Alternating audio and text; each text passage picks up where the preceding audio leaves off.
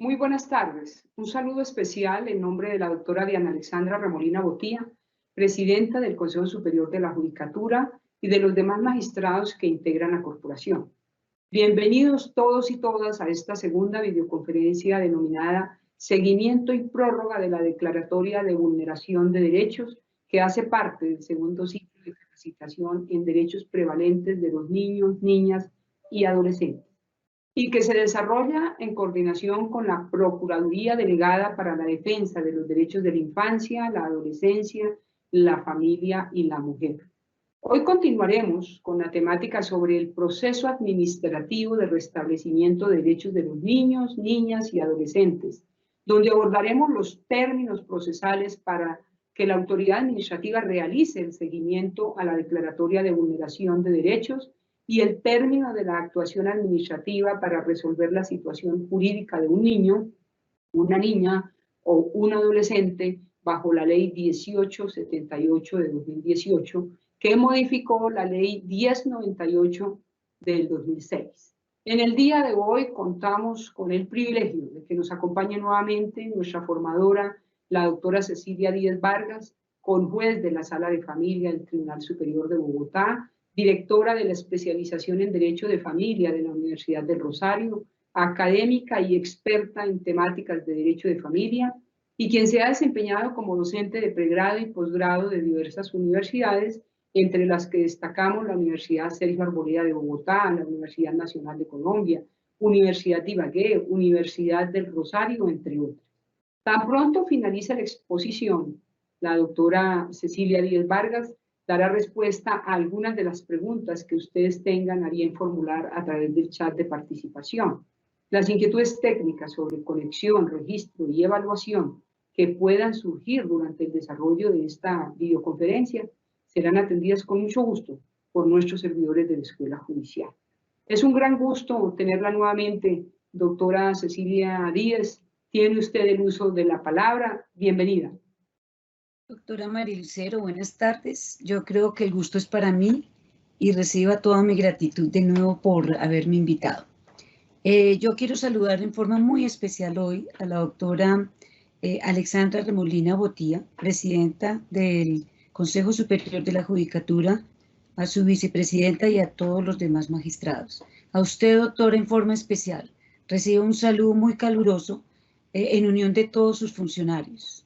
Al doctor Virgilio Hernández Castellanos, procurador delegado para la defensa de los derechos de la infancia, la adolescencia, la familia y la mujer, a quien quiero verdaderamente, me siento expresarle mi complacencia por estar aquí con nosotros. A todas las personas que están vinculadas y conectadas a esta videoconferencia, como estudiantes, como tanto de pregrado como de posgrado, a todos aquellos profesionales que nos hemos interesado por la infancia y adolescencia, a los señores jueces de familia, a los defensores, a los comisarios, en fin, a todos. Creo que es un acompañamiento especial para este tema. En el día de hoy, complementando lo expuesto el viernes pasado, entonces vamos a precisar los términos del seguimiento y los términos de la prórroga. Entonces, para ello, simplemente me voy a apoyar por un orden visual en unas diapositivas que nos llevarán verdaderamente a tener una fluidez más fácil de esta situación. Entonces, queridos doctores todos, mirando que ya vencieron los 6 meses que nos da la ley para definir la situación jurídica de un niño, niña, adolescente, tenemos el seguimiento. ¿Cuándo se ordena el seguimiento? Cuando se ha definido esa situación con vulneración de derechos. Teniendo la vulneración de derechos, la categoría, la calidad de una decisión transitoria.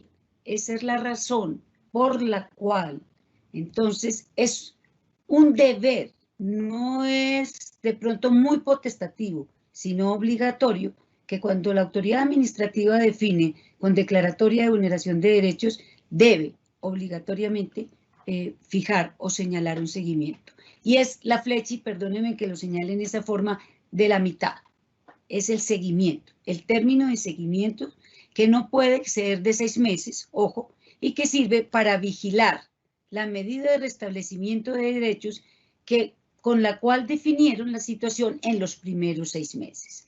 Entonces, como ya lo reiteré, la de vulneración de derechos es transitoria. La única medida que se torna definitiva es la declaratoria de adoptabilidad.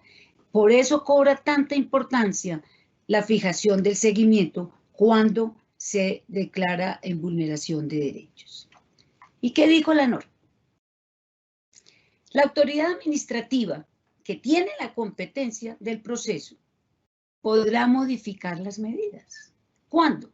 Cuando las circunstancias que dieron lugar a tomar esas medidas han cambiado.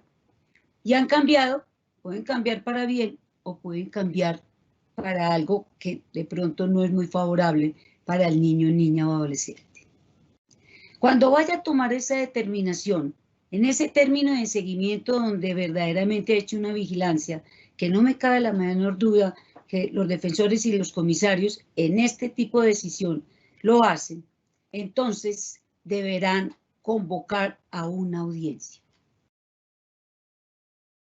que es bien importante tenerla en cuenta. Entonces, obligatoriamente, ¿por qué se tiene que fijar o convocar una audiencia?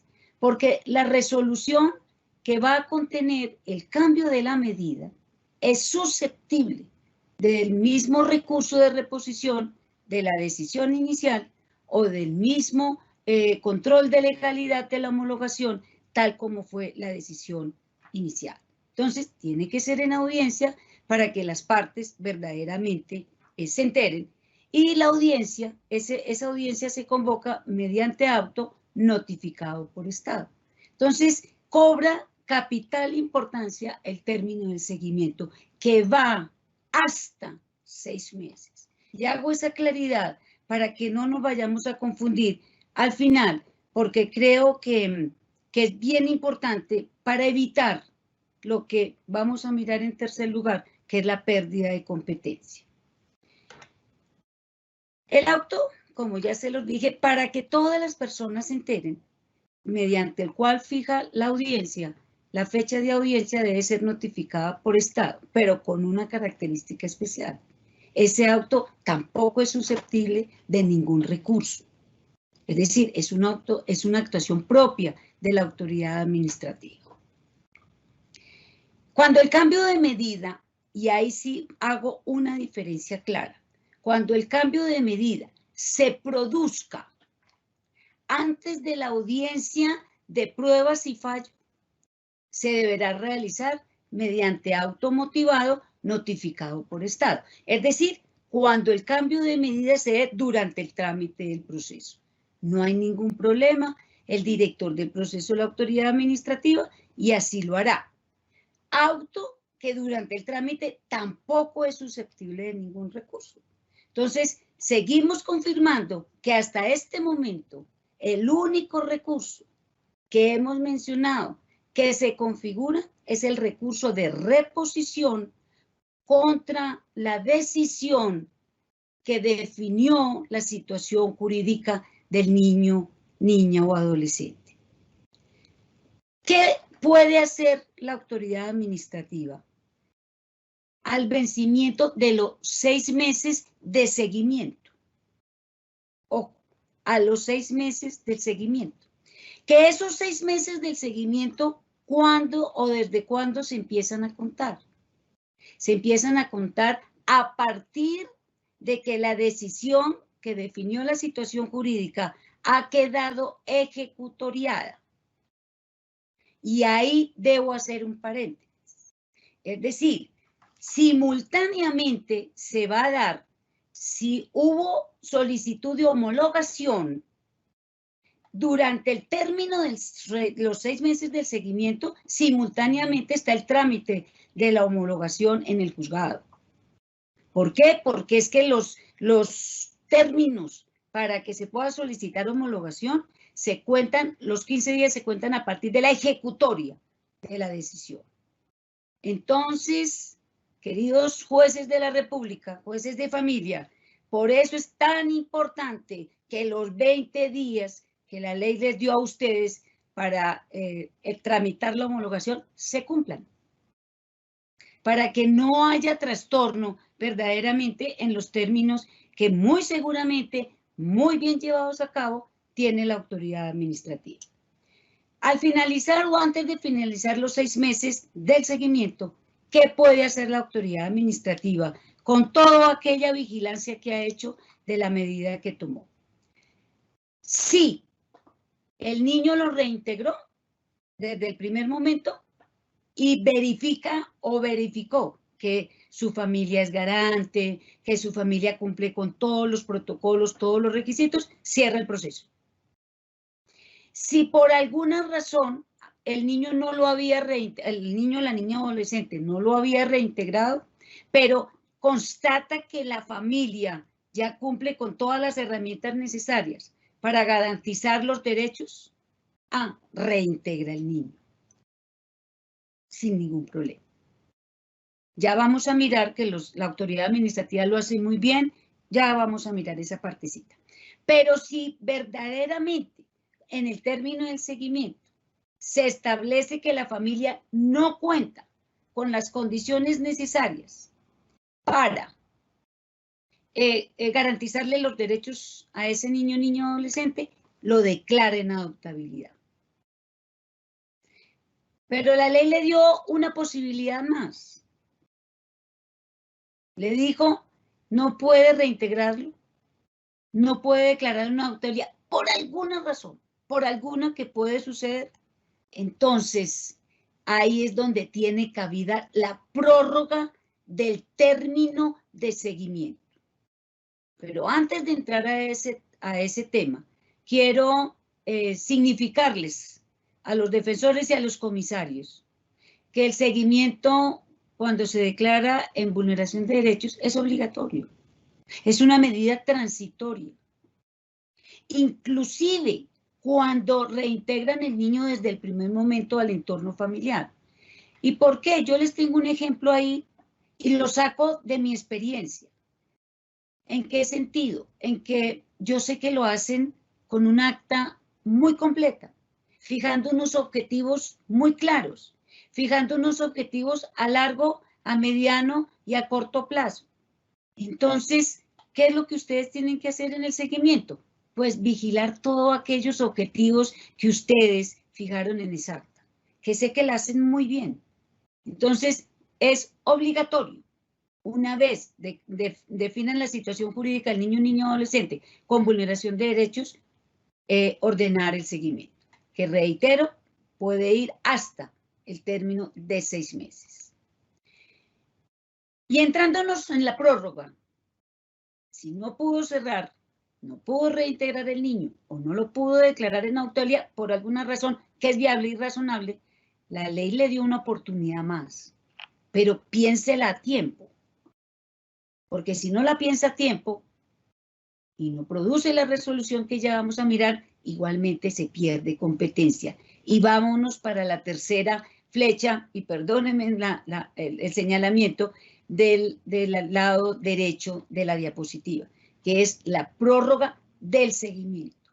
Es decir, la prórroga de los 6 meses de la mitad, porque los 6 meses iniciales son improrrogables. Lo que se prorroga es el término del seguimiento. ¿En qué momento? En un momento por situaciones muy excepcionales, demasiado excepcionales. Tanto es así que la ley le dijo, prorrogue el término del seguimiento mediante resolución motivada. No es por auto, es por resolución motivada. Y esa resolución la debe notificar por estado.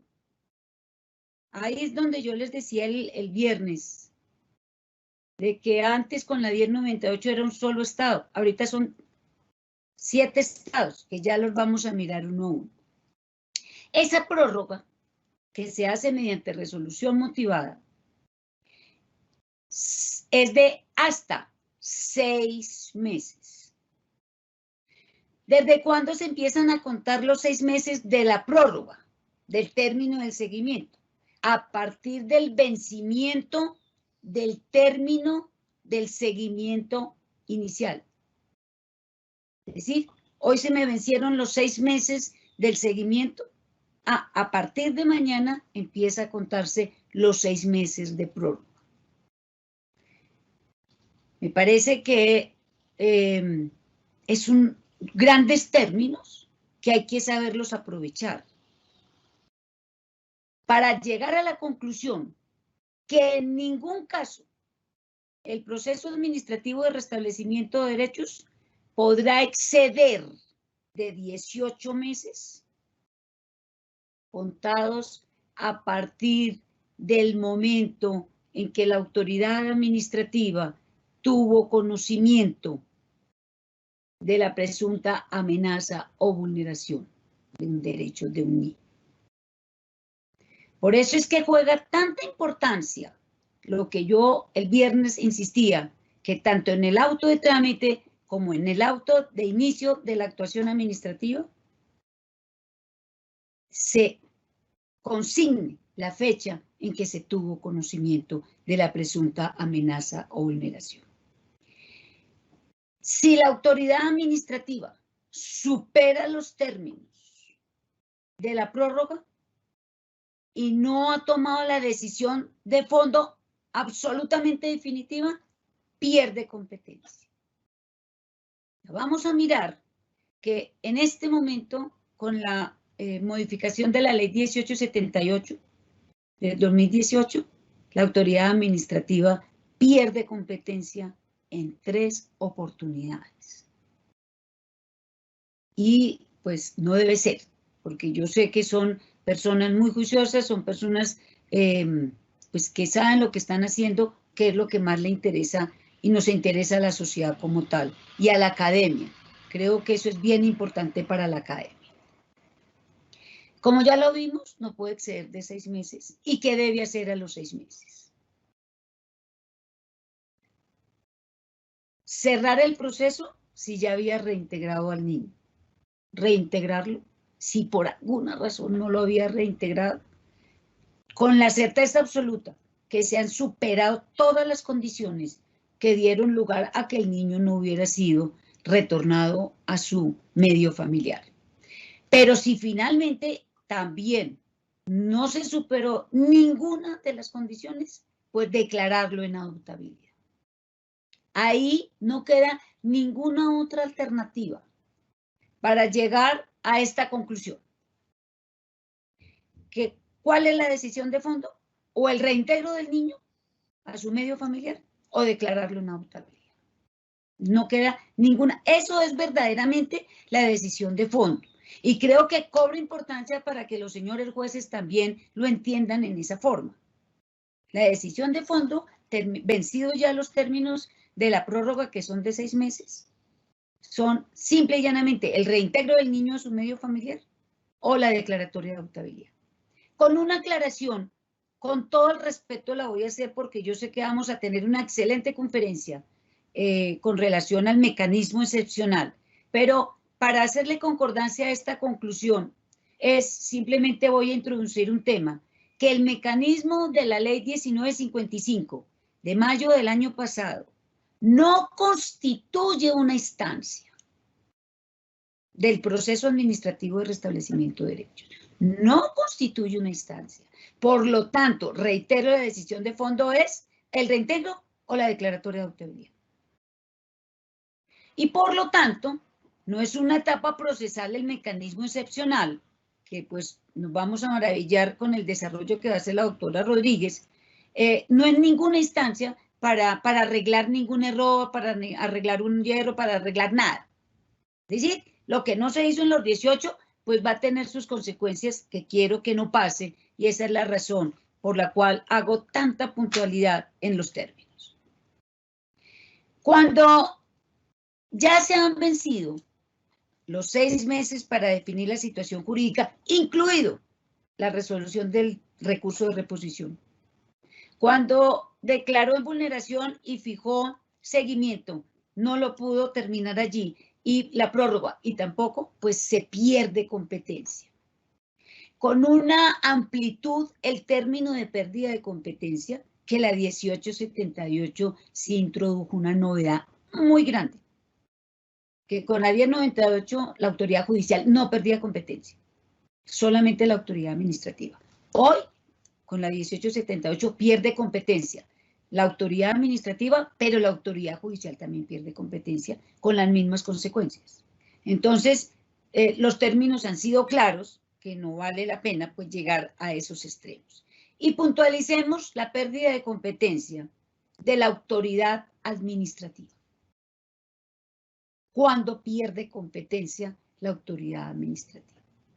Cuando se superan los términos establecidos sin resolver la situación jurídica y o sin resolver el recurso de reposición, es decir, los primeros 6 meses.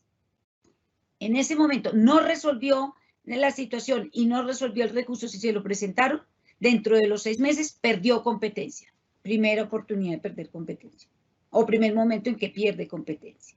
Segundo, cuando exceda el término del seguimiento sin emitir, sin o definir de fondo o sin prorrogar. Entonces, ahí es donde yo llamo la atención de la autoridad administrativa. No puedo reintegrarlo, por lo tanto, pues no puedo cerrar.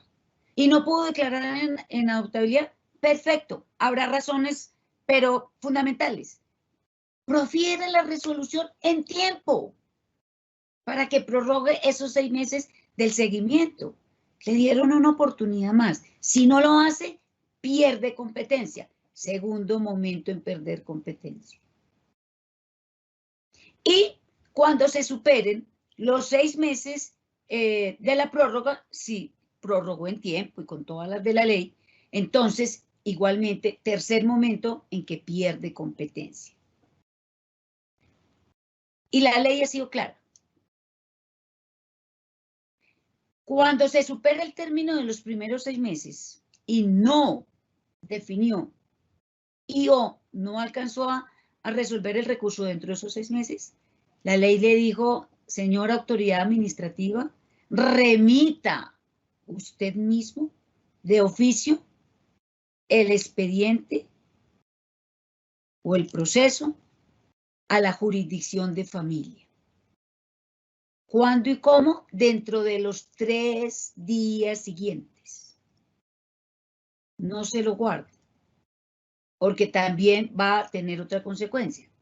Entonces, dentro de los 3 días siguientes, envíelo a la jurisdicción de familia, para que sea el juez de familia el que defina la situación jurídica. Es decir, acá pierde competencia la autoridad administrativa y la asume el juez de familia.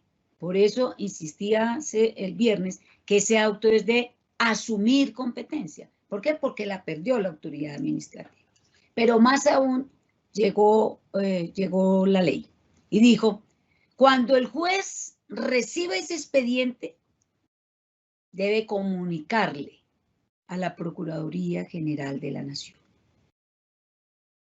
para que la Procuraduría promueva la investigación disciplinaria a que haya lugar. Siempre he sostenido, aún estando dentro de la Procuraduría como procuradora, que esa es una facultad, competencia especial que le dio el Código de la Infancia a la Procuraduría, no a la Oficina de Control Interno del ICBF, a la Procuraduría, porque es que el código es muy claro. Dice, el juez oficiale a la Procuraduría. Ahí no hizo ninguna triangulación. Y los jueces lo cumplen a cabalidad. Oficiale a la Procuraduría. La Procuraduría promoverá las acciones a que haya lugar, de tipo disciplinario, lógicamente. Entonces, me parece que la situación está clara y por lo tanto, pues debemos entender la filosofía de la norma para que en esa misma forma se cumpla.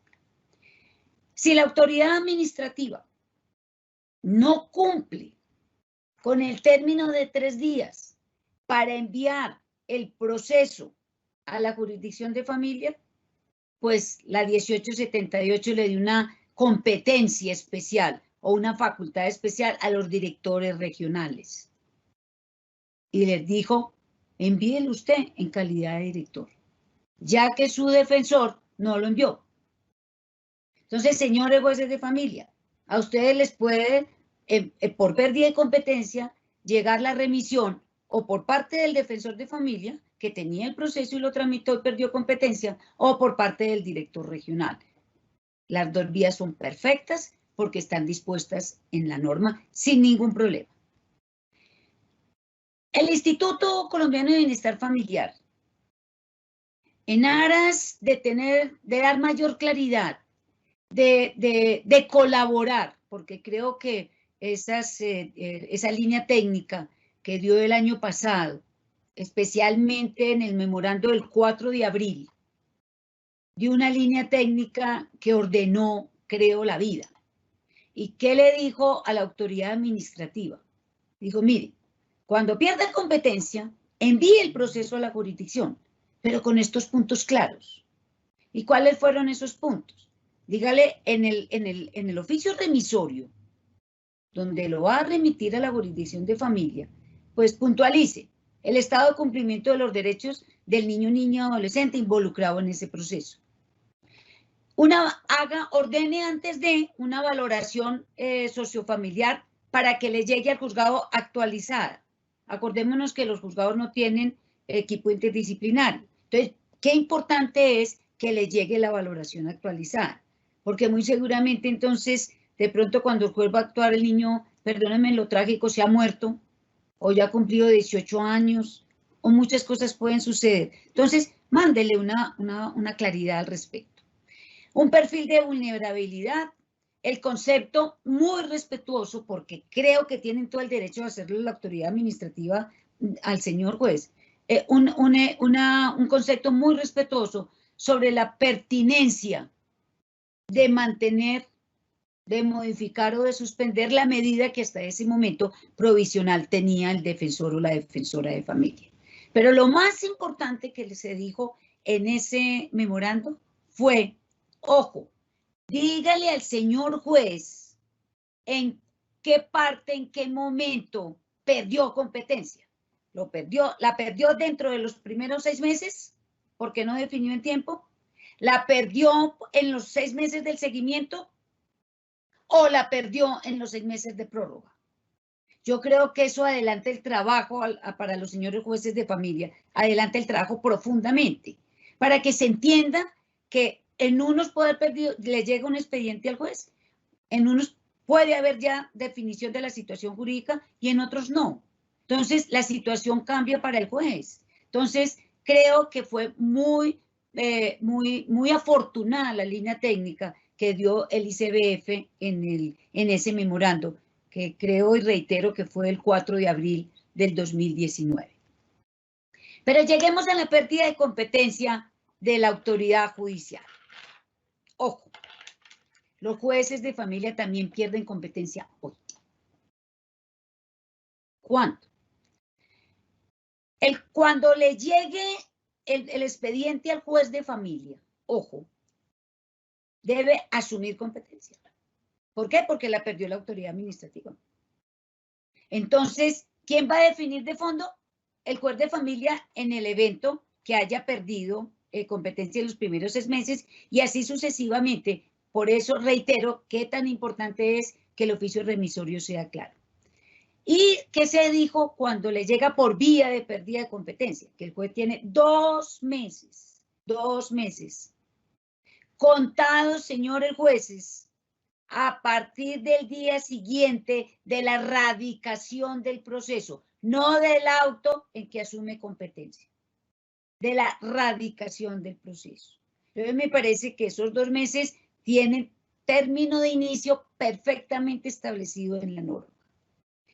Con un ítem más, que si no cumple el juez dentro de esos 2 meses, pierde competencia el juez. Y no puede seguir actuando, no puede seguir conociendo el proceso. Y para ello, ¿qué debe hacer? Remitirlo al juez que le sigue en turno. Es decir, lo tenía el quinto al sexto, el sexto al séptimo y así sucesivamente.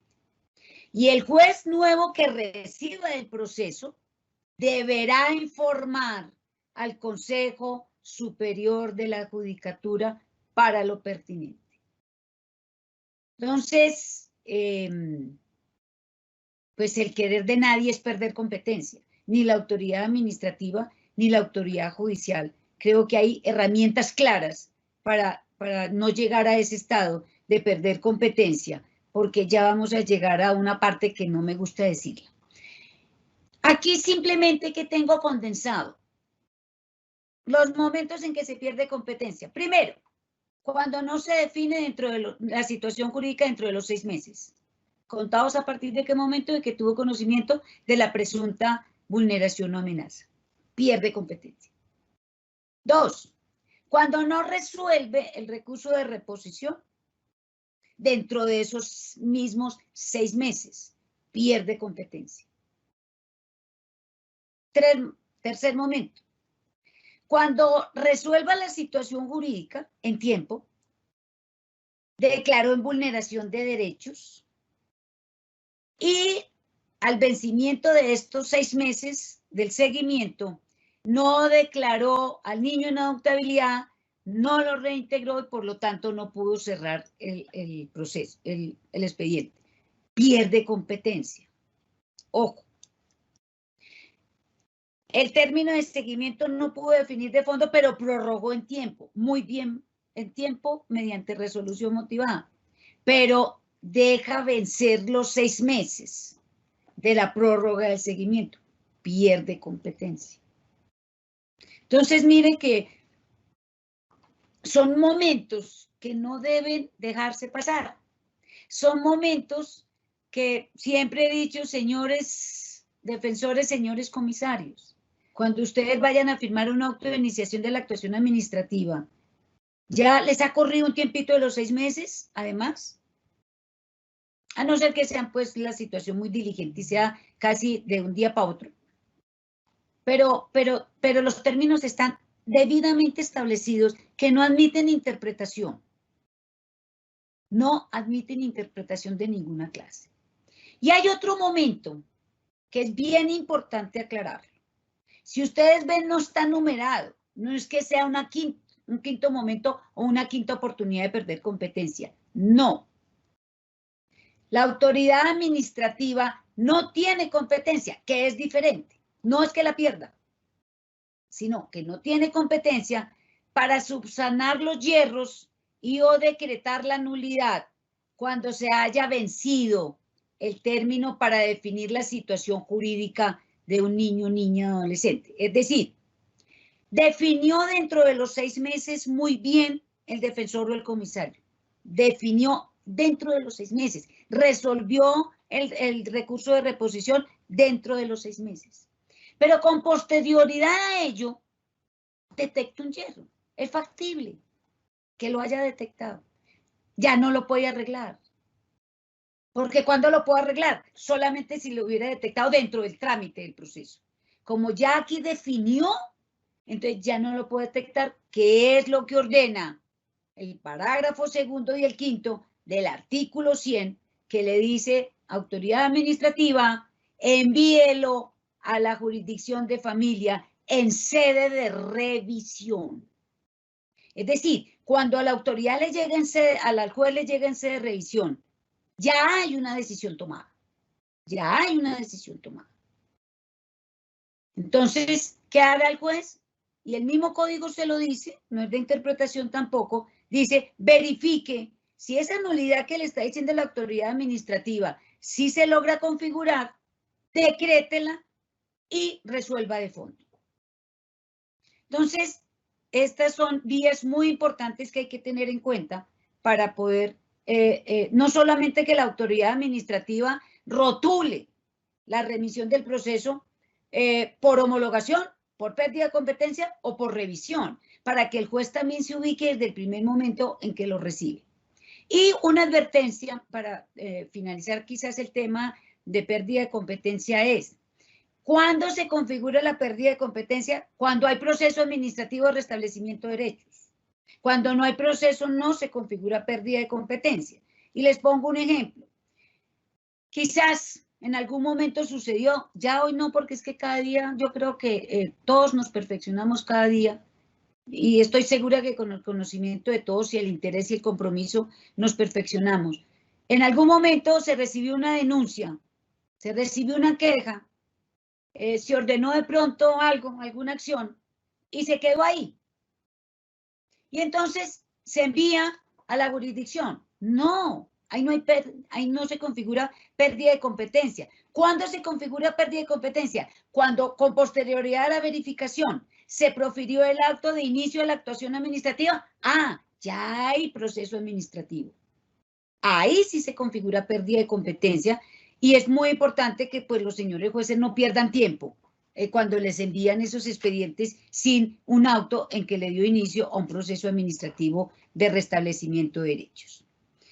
Redondeando el objetivo de las dos conferencias mías, está el artículo, las novedades que trajo la ley 1878. Trajo la conciliación en dos momentos. Ojo, la conciliación. Yo no estoy hablando de conciliación extrajudicial. Y ahí hago la gran diferencia. Trajo la conciliación en dos momentos. ¿Y qué dijo? Primer momento, si dentro de la verificación de garantía de derechos se determina que es un asunto susceptible de conciliación, convóquela. Dele trámite. Ah, esa conciliación sí se tramita o se celebra de acuerdo a la ley vigente. ¿Y cuál es la ley vigente en el tema de conciliación? La ley 640 del 2001. Ahí sí, desarróllela. Si no se logra el acuerdo conciliatorio, la autoridad administrativa tiene facultades divinas. ¿Qué le dijo?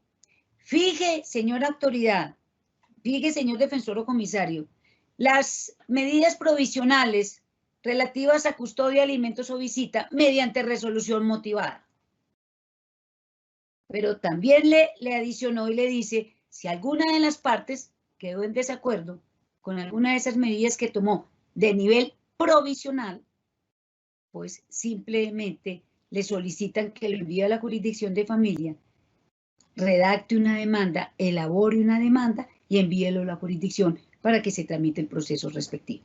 Entonces, hay garantía para las partes y hay garantía para la autoridad administrativa igualmente. Esto como en la etapa de verificación de garantía de derechos. Pero igual también trajo la 1878 la conciliación durante el trámite del proceso. ¿Y qué le dijo? Si se evidencia vulneración de derechos susceptibles de conciliación en cualquier etapa del proceso, se podrá provocar la conciliación. Miren que es una conciliación, si yo la quiero bautizar y me invento un nombre, es una conciliación de tipo administrativo procesal, porque está dentro de un proceso. Con las mismas mediciones del anterior. Si no se puede celebrar de pronto la audiencia o no se logra el acuerdo conciliatorio, profiere una resolución debidamente motivada donde fija las medidas provisionales de alimentos, visitas y custodia. Si alguna de las partes está en desacuerdo y le solicitan que lo envíen a la jurisdicción, elabore una demanda y mándelo. Entonces, me parece que la situación está absolutamente definida, pero dio esas oportunidades de poder restablecer derechos en forma casi inmediata mediante una audiencia de conciliación, porque la conciliación es una forma de restablecer derechos. ¿Qué otra novedad? Le dijo a los entes territoriales, pónganse de acuerdo con el Instituto Colombiano de Bienestar Familiar, para que dentro de la organización administrativa que se tenga, ojo, se adopten las medidas necesarias para que la información de una presunta amenaza o vulneración de derechos de un niño, de una niña o un adolescente, pues llegue en el menor tiempo posible de conocimiento de la autoridad administrativa. Entonces, es una labor de los entes territoriales que debe cumplirse como integrantes del Sistema Nacional de Bienestar Familiar. Y creo que los alcaldes y los gobernadores deben estar al tanto de esta situación. A esta parte era la que no quería llegar. Y por eso es que recalco tanto el cumplimiento de términos. ¿Qué dijo la norma? El incumplimiento de los términos para tramitar y decidir el proceso administrativo de restablecimiento de derechos por parte de las autoridades administrativas y judiciales, constituirá, tipificará, será una causal de falta gravísima. Y pues todos sabemos que la traducción es destitución. Entonces, me parece que conozco los defensores, conozco los comisarios, conozco los jueces, son personas de un compromiso profesional, laboral, a toda prueba, que pues no debíamos de llegar a ese estado. Sobre las causales de nulidad, dijo algo muy importante, puntualizó la ley 1878, dice, las causales de nulidad del proceso administrativo son las mismas establecidas en el artículo 133 del Código General del Proceso. Y partió y dijo, si se detecta dentro del trámite del proceso, deben ser decretadas por la autoridad administrativa mediante auto motivado, ojo, susceptible del recurso de reposición. Y es el segundo y único recursos que existen de reposición dentro del proceso administrativo de restablecimiento de derechos. El primero es contra la decisión que define la situación jurídica del niño. El segundo es contra el auto que decreta una nulidad y que lo debe hacer debidamente motivada. Y ese auto que decreta la nulidad es susceptible del recurso de reposición. ¿De quién? De la autoridad, de la decisión que tomó la autoridad administrativa en ese momento mediante ese auto.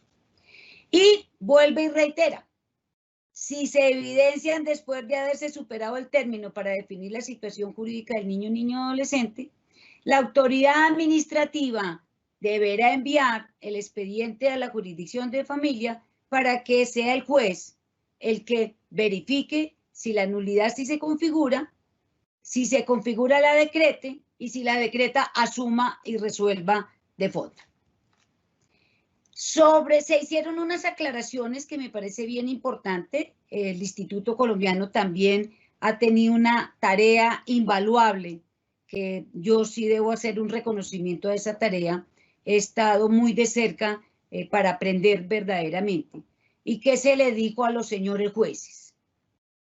Si el juez encuentra una irregularidad u omisión de algún requisito de ley que configure una nulidad de las establecidas en la ley en el artículo 133 del Código General del Proceso, deberá declararla y resolver la situación jurídica. Ya lo hemos reiterado, ya no hay ningún problema como tal.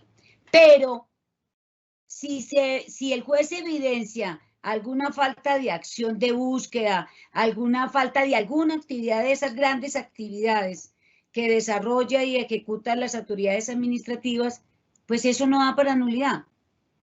Entonces simplemente devuélvale el expediente con precisiones, diciéndole, mire, bajo el estudio juicioso que se hizo aquí en el juzgado, detecté esto, que faltó una acción de búsqueda, faltó alguna actividad, devuélvala para que el defensor de familia subsane y luego pues no haya, con términos exactos si quiere, para que verdaderamente la vulneración no permanezca en el tiempo y pueda el niño beneficiarse. Respecto a los trámites de homologación de la declaratoria de adoptabilidad o de la declaratoria de vulneración, no es procedente suspensión de términos. Señores jueces, no les está dado suspender términos. Los términos son perentorios. Los términos fijados en la ley de infancia y adolescencia, para redondear, son perentorios. Son 20 días para homologación, no son 2 meses para pérdida de competencia. Entonces, simple y llanamente no cabe la suspensión de términos. Y si nos vamos a analizar el inciso segundo del artículo 123 del Código de la Infancia, cuando le llega al señor juez de familia un proceso para trámite de homologación de una declaratoria de adoptabilidad, pues es una interpretación que se saca de la sola lectura. No le está dado proferir sentencia de no homologación, porque es que dejan a un niño en un limbo jurídico. Ni el juez puede cambiar su propia sentencia, ni la autoridad administrativa le puede cambiar la sentencia. ¿Qué hace un defensor con una declaratoria de adoptabilidad no homologada? No puede pasar ese niño al comité de adopciones. Entonces, doctores, señores jueces de familia, pues sobre eso se ha dialogado mucho. Sé que con muchos conferencistas han dialogado al respecto. Yo simplemente quería recalcarle eso. Y creo que teniendo en cuenta los términos, voy a terminar en este momento con las notificaciones que verdaderamente tuvieron un cambio.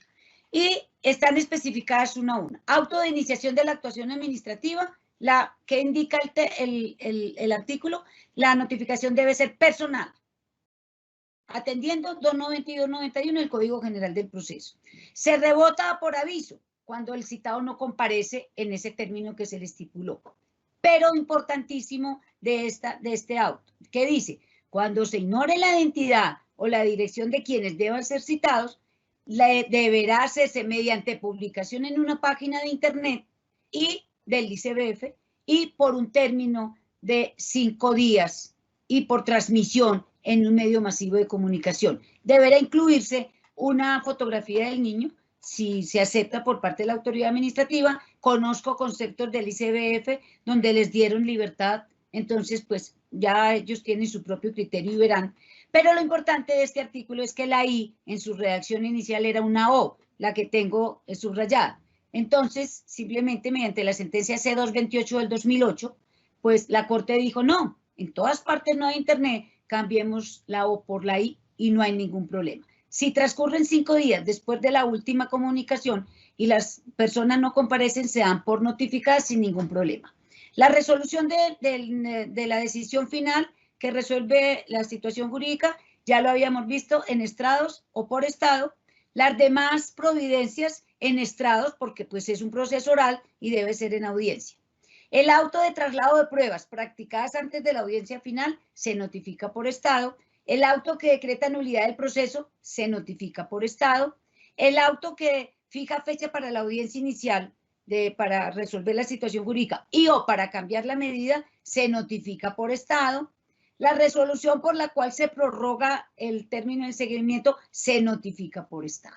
Como ven, es una cantidad de estados que trajo la ley 1878, pero que yo siempre he dicho que eso es seguridad verdaderamente para la autoridad administrativa. Son muy queridos, aparte del Estado mandan citaciones, demasiado queridos. Yo siempre les he dicho demasiado queridos. Y las demás notificaciones se hacen por aviso, que se remitirá por correo certificado por cualquier el medio que sea más expedito para que todos tengan conocimiento. Doctora Marilucero, yo creo que con esto saco por conclusión algo para dar por terminada mi intervención.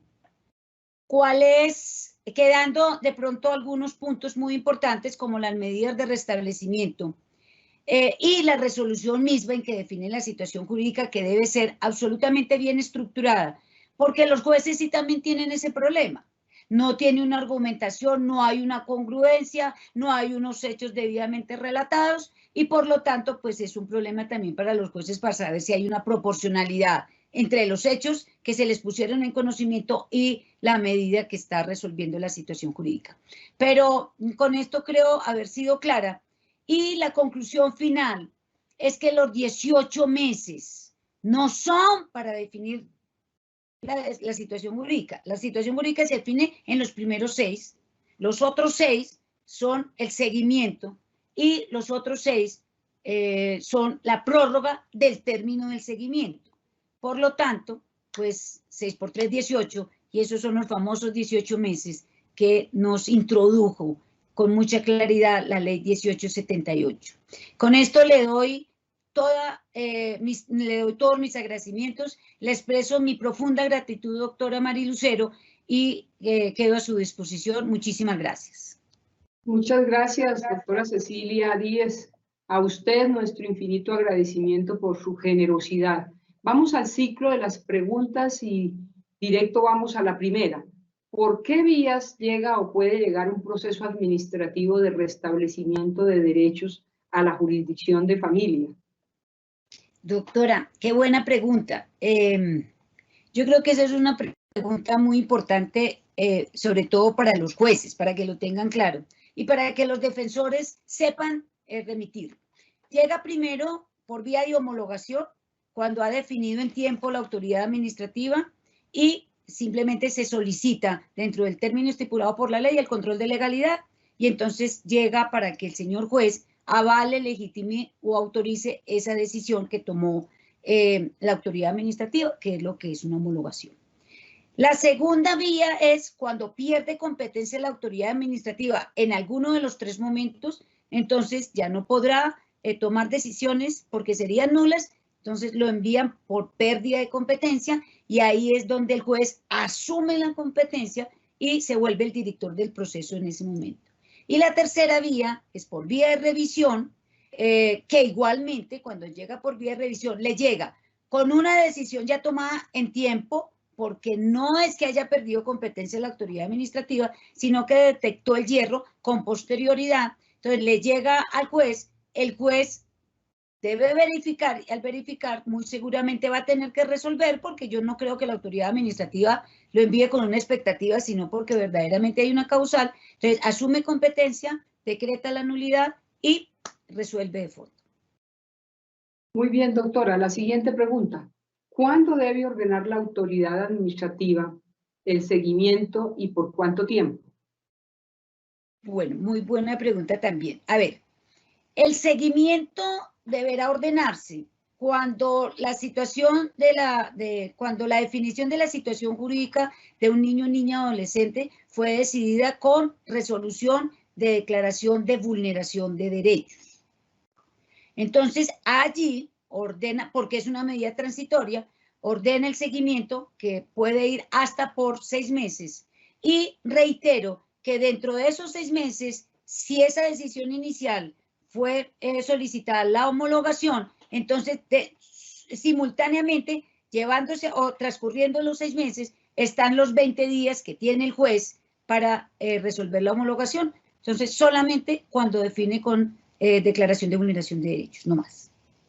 Muy bien, doctora Cecilia. La tercera pregunta y última. ¿El término de la actuación administrativa para resolver la situación jurídica de un niño, una niña o un adolescente se puede prorrogar? No, doctora, él no es rotundo. En los 6 meses iniciales para definir la situación jurídica de un niño, de una niña o un adolescente, no son prorrogables, no pueden ser ampliados, ni por una autoridad administrativa, ni por una actuación judicial. Son 6 meses o 6 meses. Esas precisiones que hizo la ley 1878 son las que dieron lugar a que se pierda competencia por parte de la autoridad administrativa en 3 momentos, que son los primeros 6 meses para definir la situación, los segundos del seguimiento y los terceros de prórroga, incluyendo pues la pérdida de competencia por parte de la autoridad judicial, que también quedó clara. Muchísimas gracias, doctora Cecilia. Nuestro agradecimiento especial por su generosidad y disponer de un poco de tiempo para compartir su amplia experiencia y conocimiento en estas temáticas tan sensibles en todas las épocas y más en esta época de crisis. Y por su clara y precisa explicación para abordar esta temática, como decíamos, de inmensa importancia, que no puede ser dejada a un lado en esta realidad que hoy padecemos, pues los derechos de los niños, niñas y adolescentes siempre tendrán una importancia primigenia en nuestra sociedad, teniendo en cuenta que son el futuro del mundo, el futuro de nuestra sociedad. Gracias a las más de 620 personas, entre servidores judiciales y distintos actores del sector justicia, que se han conectado a esta conferencia virtual, y desde luego al grupo de apoyo de nuestra Escuela Judicial.